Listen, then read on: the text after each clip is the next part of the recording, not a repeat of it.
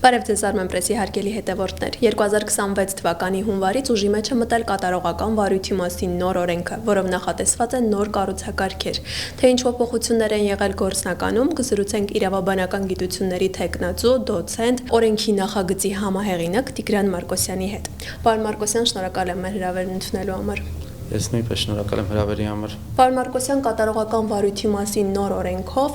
արգելադրված գույքը տնօրինելու հնարավորություններ են նախատեսված, այսինքն սա ենթադրում է, որ պարտապանը կարող է մինչև հարկադիր էլեկտրոնային աճուրդը ավելի բարձր գնով վաճառել, ենթադրենք բնակարանը եւ այսպիսով կատարել իր պարտավորությունները, ինչ գործընթացներ են լինելու եւ գույքը տնօրինելու այլ ինչ հնարավորություններ են նախատեսված։ Ես մի փոքր ավելի վաղ կետից սկսեմ հարցի մեկնաբանումը։ Նախկինում գործող օրենսդրությամբ արգելանքի արկայությունը ենթադրում էր տնօրինման բացարձակ սահմանափակում, այսինքն պարտապանը, ում գույքի վրա արգելանք է կիրառվել, այդ առնչությամբ որևէ գործառնություններ, հնարավորություններ չէր ունենալու։ Բայց նոր օրենքի մշակման շրջանակներում մենք մեր առջև խնդիր ենք դրել հավասարակշռելու պարտապանի եւ պարտատիրոջ շահերը, այսինքն միայն այնպես չլինի, որ պարտատիրոջ շահերը առավելագույնս բավարարվեն, ի վնաս կամ ի հաշիվ նաեւ պարտապանի օրինական լեգիտիմ ակնկալիքների։ Այս տեսանկյունից օրենսդրական կարգավորումների մեջ նախատեսվեց նաև արգելանքի տակ գտնվելով հանդերձ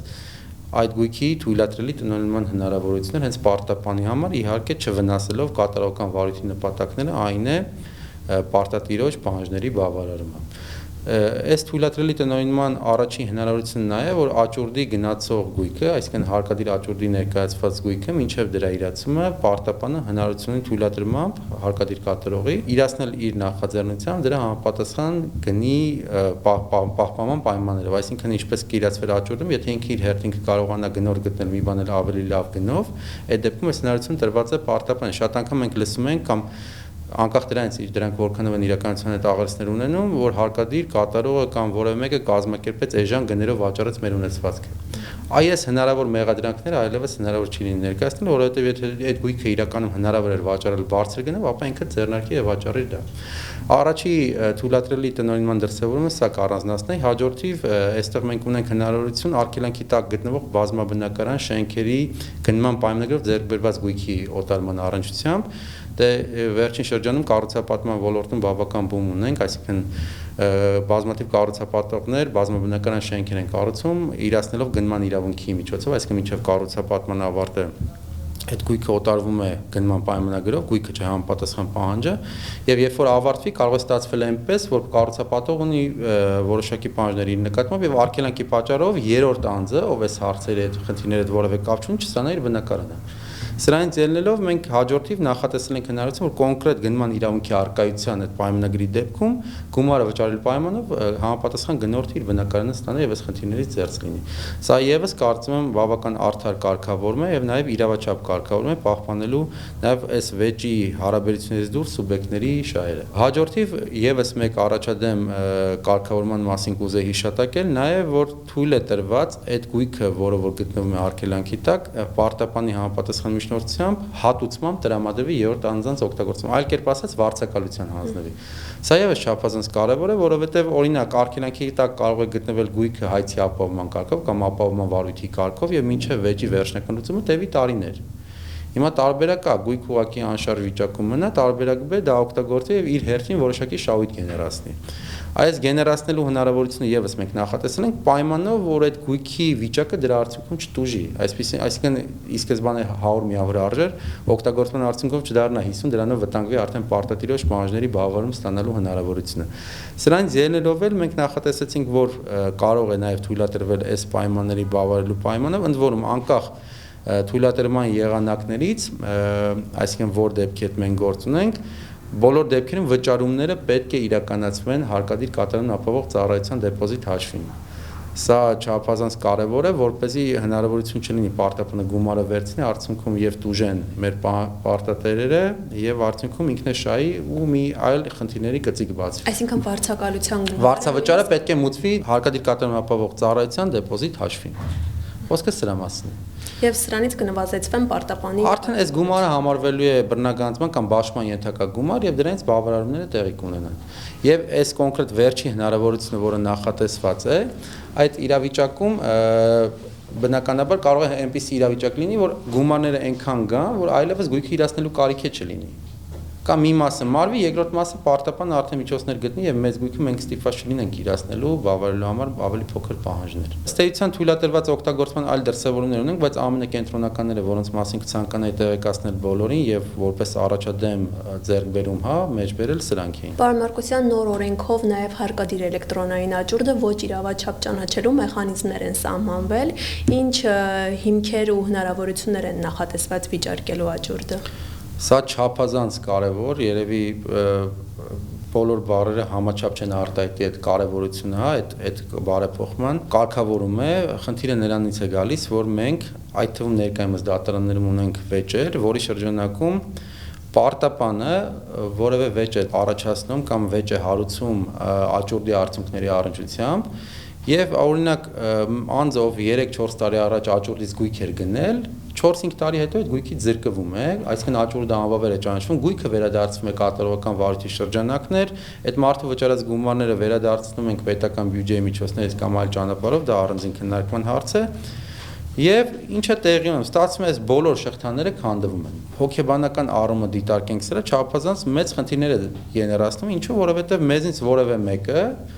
հարկադիր աճուրդում իրացման ներկայացված որևէ գույք չի ցանկանա ձեռք բերել։ Ինչի որովհետև մտածել է որևէ պատրվակով հայց է հարուցվելու դատարան, առնվազն այդ գույքը հայտնվելու է արգելանքի տակ մի 4-5 տարի, որտեղ դատական վեճը այդպես էլ ձգվելու է եւ մենք մեր գնաց գույքը չեն կարողանալու մեր ընտրած ճանապարհով օգտագործել, սա մի կողմից,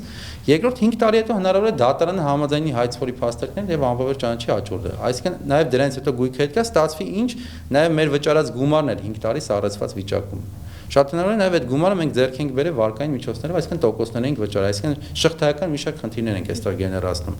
Այս բոլոր հարցերը հասկանալով իհարկե մենք գտնում ենք, այո, պարտապանի պահանջները կամ շահերն է պետք է պաշտպանվեն, բայց դրանք պետք է համաչափորեն պաշտպանվեն։ Սրանից ելնելով էր, որ նախ մենք հստակեցրեցինք, թե մինչև որ պահը կարելի է այդ հայցը հարուցել, այդ հայցը կարելի է հարուցել, այսինքն աճուրդի իրավաչափությունը վիճարկելու պահանջով աճուրդի արձանագրությունը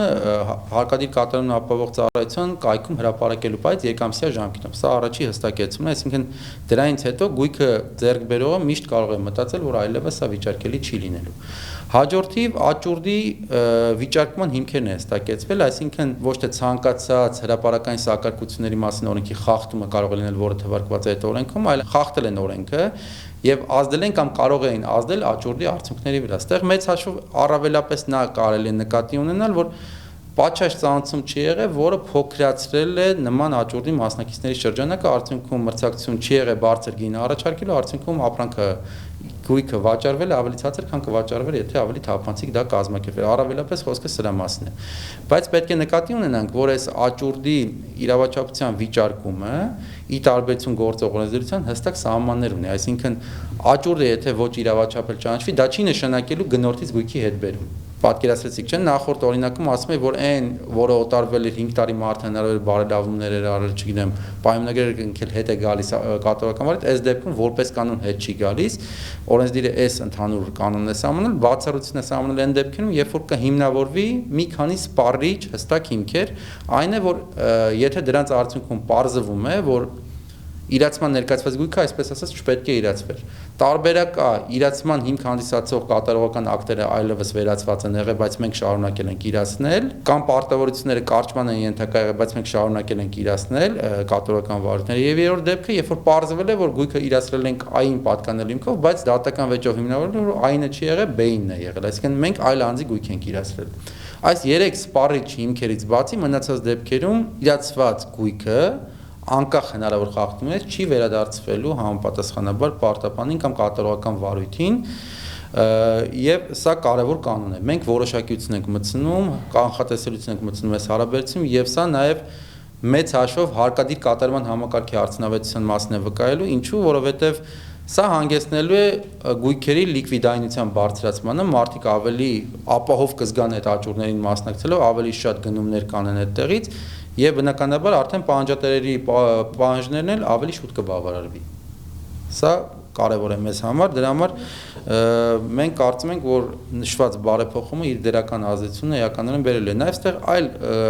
բովանդակային կողմեր էլ կա, Այն դեպքում, երբ որ պարտապանները կհասկանան, որ արհեստական վեճերը ոչ միտեղ չեն տանելու, այլևս դատարաններ չեն լցնի, չեն չարաշահի իրենց հայց հարուցելու իրավունքը եւ չեն ծանրաբեռնի դատարանային գործերը, որոնք իրականության մեջ հեռանկար չունեն։ Սա էլ մյուս մեսիջն է, որը որ մենք փորձել ենք այս կարգավորումներով տալ։ Ժամանակը ցույց կտա, թե ինչպիսի արդյունքներ կունենանք այս բարեփոխումներով։ Աճուրդի ոչ իրավաչափության ճանաչման դեպքում, այդ դեպքում հարց է առաջանում, որն է լինելու հայցվորի շահը, այսինքն մենք նկարագրեցինք, որ գույքը հետ չի վերադառնալու։ Այդ դեպքում օրենսդիրը հստակ կանոններ է ամրագրել, որ ոչ իրավաչափ ճանաչելու դեպքում հայցվորը ունի արդեն վարչարությամբ պատճառված վնասի հատուցման իրավունք, ինչ կհիմնավորի նայել կստանա։ Սա առաջի կանոն, բայց հայցվոր պարտապանի դեպքում, իսկ եթե հայցվոր է հանդիսացել ոչ թե պարտապանը, այլ աճուրդի կանոնների խախտման արդյունքում տուժած սուբյեկտը, այսինքն ով չի կարողացել մասնակցել այդ աճուրդին, այսպես ասած, իր դեպքում եւս սահմանել ենք վարչարությամբ պատճառված վնասի հատուցում ստանալու իրավունք, բայց արդեն սահմաններ են ուրվագծվել մինիմում եւ մաքսիմումի տեսանկյունից, այսինքն ինչ է ասվում, ասվում է, որ այդ դեպքում դու եւս ունես վարչարությամբ պատճառված վնասի հատուցում ստանալու իրավունք, որը չպետք է ինչքան կհիմնավորես այդքան, որը բայց չի կարող պակաս լինել 300,000 դրամից եւ չի կարող ավել լինել 3 միլիոնից։ Կանոնը սա է լինելու, ընդ որում այս առավելագույնն ու նվազագույնը կիրառվում է 10% համամասնությամբ լոտի գնի հարաբերակցությամբ։ Հա, սա է։ Պարտավորությունները ժամանակին կատարելուն պարտապանի ֆինանսական բեռը որոշակիորեն թեթևացնելուն ուղղված ինչ նոր կարգավորումներ են սահմանվել, կատարողական ծախսի հատուցման չափ ինչ փոփոխություններ են տեղի ունեցել։ Առհասարակ սույն օրենքի եւ հարակից օրենսդրական փաթեթի շրջանակում կարմիր գծով անցնում է մի միտք, որ հարկադրանքը պետք է լինի ծայրագույն միջոց։ Մենք պետք է ամեն ձևով խթանենք, որպեսզի մեր պարտապանները ուղղվեն ինչ-որ մի պահից, այսինքն շտկեն իրենց վարքագիծը, կատարեն կատարման ենթակա ակտերի պահանջները,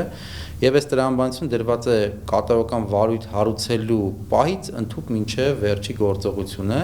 հարուցելու փուլում էլ օրինակ, եթե ապացույցներ կբերվի, որ կամովին կատարվել է, արդեն հարուցում չպետք է տեղի ունենա։ Եթե հարուցվել է, այստեղ տարբեր գործիքակազմեր ունենք, բայց հիմնական թիրախայինը բնականաբար շատերը ավելի զգայուն են դրամական պարտավորությունների նկատմամբ, քան հորդորի կամ այլ հարկադրանքի միջոցների նկատմամբ, եւ ըստ այդմ օրենսդրորեն մենք սահմանել ենք, որ եթե կատարողական վարույթը հարուցելու պահից դիցուկ օրինակ X ժամկետում ինքնուրույնաբար գումարը կմուծվի, այդ դեպքում արդեն կատարողական վճարները կլինեն ավելի փոքր։ Ավելի հստակեցնեմ, եթե ինքնուրույն կմուծվի կատարողական վարույթ հարուցելու պահից երկշաբաթյա ժամկետում կամ գումարները կգանձվեն անկանխիկ հաշիվներից, այդ դեպքում գումարը կլինի 2% դրամական պահանջների մասն է։ Եթե դրանից հետո տեղի կունենան նույն գործողությունները երկշաբաթյա ժամկետից հետո, ապա 4%-ի կվերածվի։ Եթե այս ընթացքում կողմերը կգան հաշտության համաձայնության, այսինքն իրանք իրար հետ կգան փոխընդունելի փոխզիջումներով լուծման, պետությունը սա եւս համարում է ինքնուրույն կատարման որոշակի տրամաբանություն ունեցող գործողություն, եւ այդ դեպքում արդեն կրկին կկիրառվի նույն դրույքաչափերը 2 շաբաթ առաջ, թե հետո է դա տեղի ունեցել։ Հաջորդիվ, եթե կանխիկ միջոցների բռնագանձման մասն, այսինքն հարկադիր կատարողը գնացել է պարտապանի գտնվելու վայրի հասցե, այնտեղ գումար է հայտնաբերել, արգրավել է, բերել է եւ այլն, այսինքն գործողությունները ավելի շատ են, այս դեպքում կկիրառվի 5% դրույքաչափը բռնագանձված վճարված գումարի։ Եվ ամենաբարձր տոկոսը, որ մենք ունենք, դա նա է, երբ որ հարկադիր կատարողը ստիպված է գույքագրել բացահայտել պարտապանի գույքային կազմը, դրանք գույքագրելով եւ այլ միջոցներով այնուհետեւ դնել աճուրդի դեպքում արդեն բռնագանձված գումարի 10%-ի չափով կլինի։ Ինչպես տեսնում եք, նախկին օրենսդրության համատեականորեն սրանք փոխվել են, կրկին մի հստակ ուղերձ ենք փոխանցում մեր քաղաքացիներին եւ այլ պարտապաններին, որ առավելագույնս համագործակցեք դեպի իրավապատակ վարքագիծ ձեր քայլերը ուղեք եւ դրա արդյունքում միայն շահելու եք։ Եվ հակառակը ասեմ, որքան բարդացնեք կատարողական վարույթը, այնքան բացական հետևանքներ են վրա հասնելու ընդհանուր միջև քրեական պատասխանատվություն։ Պարոն Մարկոսյան, իսկ կատարողական վարույթի ընթացքում հարկադիր կատարողը պարտապանի գույքի կազմը բարձելու ինչ միջոցներ է ունենալ։ Հարկադիր կատարողի գործունեությունը, արդյունավետությունը ապահովելու նպատակով խնդիր ենք դրել նաև ուժեղացնել, բարելավել այն միջոցները, որոնց օգտագործմամբ հարկադիր կատարողը կարողանա բացահայտել պարտապանի ունեցած գույքային կազմը, ինչից էր առաջացել այս խնդիրը, որովհետև մենք շատ անգամ լսում ենք, որոշ դեպքերում է գուցե ականատեսենք, որ կան պարտապաններ, ովքեր ունեն բազմաթիվ պարտքեր իրենց նկատմամբ կա կատարողական տարբեր վարույթներ, բայց իրենք շարունակում են իրենց կյանքը վարել այնպես, ինչպես որևէ վարույթ չկա եւ որևէ մեկին պարտավոր չեն։ Այսինքն այլ կերպ ասած, տարբեր կերպ շրջանցում են գումար վճարելու պահանջները, ինչ որ գումարը այնուամենայնիվ ունենալով։ Հիմա որպեսզի այս խնդիրները մենք չունենանք, մենք մաքսիմում փորձել ենք բոլոր ուղղություններից բացահայտել այն հնարավոր միջոցները, որը կարող է պարտապան ունենալ։ Իհարկե սա 100% չի երաշխավորելու ողջ գույքային կազմի բացահայտումը, բայց էականորեն մոտենալու ենք դրան։ Եվ այստեղ կարևոր է մի քանի նորամուծություն, որոնց մասին կուզեի խոսել։ Առաջինը նա է, որ հարկադիր կատարողը գրանցում իրականացնող եւ պարտապանի կոնտրագենտներից, այսինքն իր քաղաքացիական շրջանառության պարտներներից իր մասին որոշակի տվյալներ է կարողանում ստանալ, ինչ գույքեր ունի, ինչ գումարներ այնտեղ կան, ինչքան է վճարվում ամսական, որքան չի վճարվում, ընդհանուր օրինակ օպերատորներին, հա, բջջային կապի գումար վճարվում է թե չէ։ Որովհետև եթե այդտեղ վճարվում է այս մարդու անունով հեռախոսահամարն, ապա հարցը առաջանում որտեղից այդ գումարը, եթե այստեղ ասում եք գումար չունի, բարձ օրինակ եմ բերում, էլի այս հարցը ավելի կարելի է խորացնել։ Եվ սրան համապատասխան բոլորից համապատասխան էլեկտրոնային կապուղու միջոցով մենք այդ տվյալները կարողանալու ենք ստանալ։ Հաջորդիվ ժառանգման դեպքն է, երբ որ ժառանգությունը ձևակերպվում է, բայց չի տարվում, ասենք կադաստրում գրանցելու կամ այլ պետական մարմիններում գրանցելու։ Սրա մասին գործնականում մենք ներկայումս ինֆորմացիա չենք ունենում, կարող ենք փորձել գտնել, բայց այնուամենայնիվ վերջնական արդյունավետ չէ։ Օրենսդրական բարեփոխումները նաև այդ կապուղու միջոցով հնարավոր է ստանալ, արդյոք մարդը դիմել է ժառանգության, արդյոք ժառանգության վկայագիր տրվել է եւ ինչ է դրանում ժառանգվել։ Սա եւս կարեւոր է, որովհետեւ եթե հանկարծ պարտապանը սա չտանի ինքնուրույն գրանցելու, հարկադիր կատարողը կարողանում է պարտապանի անձ գրանցել կադաստրում եւ բռնականացման օբյեկտ դարձնել։ Սա եւս չափազանց կարեւոր է։ Մենք նաեւ հասանելիություն ենք ստանալու վճարաշարքային համակարգերում արկա թվային դրամապանակներում արկա միջոցներին, խաղային ոլորտում գործունեություն իրականացնող սուբյեկտների մոտ պարտապանի ունեցած համապատասխան հաշիվներում արկա միջոցների եւ այս տեսակ տարբեր բաներ, ընդհանուր միջև բանկային տարանցիկ փոխանցումների միջոցով կատարվող այդ միջոցներին։ Սրանք ինչպես տեսնում ենք էականորեն ընդլայնել են հարկադիր կատարողի ինֆորմացիոն բազան եւ բնականաբար մեծապես կնպաստեն օր առաջ պահանջատիրոջ շահերի բավարարմանը։ Հաճախ քաղաքացիները դժգոհում են, որ չեն իրազեկված լինում իրենց նկատմամբ հարուցված կատարողական վարույթների մասին, ինչպես քաղաքացիները կարող են ժամանակին տեղեկանալ։ Հարցը ոչ միայն ուղղակի դժգոհությունների մակարդակում է, այլև ունի ուղղակի իրավական նշանակություն եւ հետևանքներ, ինչու, որովհետեւ իմ խոսքում օրինակ կատարողական վճարներից երբ որ խոսում էի, ասացի, որ դրա դրույքաչափը կիրառվող տոկոսի ուղիղ համեմատական է, թե կատարողական վարույթը հարուցելու օրվանից ինչ ժամկետում կկատարվի համապատասխան պարտավորությունը։ Առնվազն այստեղից հետևում է, որ մարդը պետք է օր առաջ իրազեկվի կատարողական վարույթի հարուցված լինելու եւ դրա բովանդակային մնացած գործողությունների մասին։ Ավանդական ընկալումները նա է, որ պետությունը հաղորդակցվում էր մարդկանց հետ, քաղաքացիների հետ փոստային կապի միջոցով, բայց այստեղ մի շարք խնդիրներ մենք ունենք, ընդհանուր միջև փոստային առաքանին սահմանված ժամկետներից ուշ հասնելը կամ մարդու հասցեում չգտնվելը, աշխատավայրում լինելը եւ այլն։ Սա էլ իր հերթին շղթայական մի շարք խնդիրներ է ծնում հենց այդ գրությունների հասցեատերերի համար։ Այս բոլոր հարցերը մենք բնականաբար նկատի ենք ունեցել եւ նույն օրենքում եւս մի կարեւոր ոլորտ է զարգացվել, որ պետություն մասնավորանց հարաբերությունները հիմնականում ուղեկցվեն էլեկտրոնային հարթակներով, իսկ կոնկրետ ոլորտում էլեկտրոնային հարթակը դա անձնական գրասենյակն է, որտեղ յուրաքանչյուրս կարող են գրանցվել, ESM համակարգի միջոցով նույնականացվել եւ ողջ կատարողական վարույթների այդ թվում նախկինում արկա ինֆորմացիան մենք ունենանք։ Այստեղ նաև հնարավորություն ենք ունենալու մեր պարտավորությունները վճարել հենց այդ համակարգի միջոցով եւ ինչ դրական կողմ էլ կա, վարկյան առաջ այս դեպքում արդեն արգելանքները կվերացվեն։ Սա մի կողմից, հաջորդիվ մենք դեպքեր ենք լսում, որ մարդիկ գնում են օրինակ որևէ պետական մարմնում գործարք գրանցելու, իրավունք գրանցելու եւ պարզվում է արգելանք կա։ Այս համակարգի միջոցով եւ կիմանանք արգելանքները եւ րոպե առաջ կկարողանանք ազատվել դրանցից։ Նաեւ ի վերջո ինչ պարտավորություններ ունենք մենք համապատասխան սուբյեկտների հանդեպ։ Դրա համար այս գործիքակազմը շատ ուժեղացվելու է, այս պայն արդեն կա, էականորեն կատարելագործվել նաև հետագայում էլ եւ թույլ է տալու մեր հաղորդակցությունը հարկադիր կատարում ապահովող ծառայության հետ իրականացնել չափազանց արագ, հետագծելի եւ բնականաբար մաքսիմում արդյունավետ։ Պարոն Մարկոսյան, դուք նշեցիք, թե որն է օրենքի կարմիր թելը, վերջում 1-2 նախադասությամբ կարող եք ամփոփել ու ներկայացնել այս փոփոխությունների նոր կարգավորումների հիմնական նպատակը։ Իրականում 1-2 բառը կամ մի քանի հանդիպում ընդհանուր չի կարող սպառել հարցի վերաբերել արտահայտվելիքը, բայց կարելի է ասել, որ սա իրականում մարդակենտրոն, իրավունքի շահը ամրապնդող օրենսդրական կարգավորումների շրջանակ է, որտեղ մենք առաջին հերթ ենք մղել մարդկանց կարգապահությունը եւ բարեխիղճությունը եւ բնականաբար բարեխիղճ եւ կարգապահ քաղաքացին չպետք է տուժի, իսկ եթե նույնիսկ ինքը հանդես է գալիս պարտապանի կարգավիճակում, ապա նրա շահերը առավելագույնս պետք է երաշխավորվեն։ Շնորհակալ եմ զրույցի համար։ Ես նույնպես